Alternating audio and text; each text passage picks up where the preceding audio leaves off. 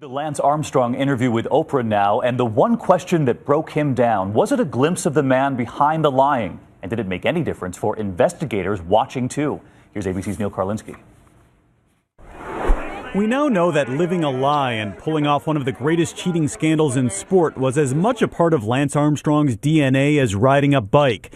But the man who still carries anger over being abandoned by his father at the age of 2 came to a crossroads when he had to admit to his own son that he'd been lying to him his entire life. I saw my son defending me and saying, that's not true.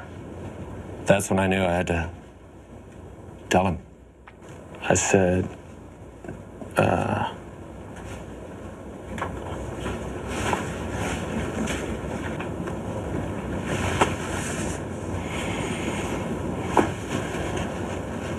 don't defend me anymore.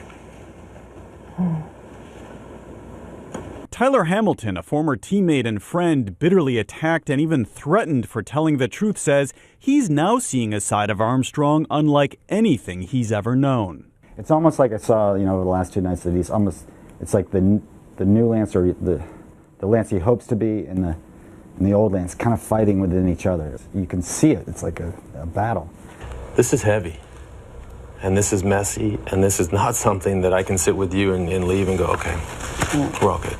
Armstrong told Oprah he's now in therapy and sees how, quote, sick some of his actions were. But it isn't just some old version of himself. That arrogant Twitter photo boasting of his tour wins even after he'd been stripped was just 2 months ago.